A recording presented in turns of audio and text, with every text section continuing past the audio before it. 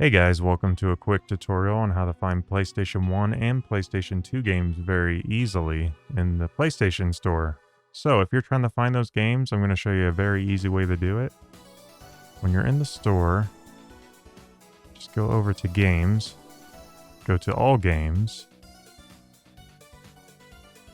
and what you're going to want to do here is go up to the filter, Game Type.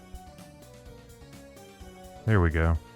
So as you can see, we have PS2 classics here, PS3, which, yeah, there's a lot of those, and PS1 classics, and even the PlayStation Network games. You can go to PS1 here. And here you go. You're now looking at every PS1 game in the store. Right here. Buy this one. This one's good. Yeah, so that's all your PS1 games. Go back. Platform.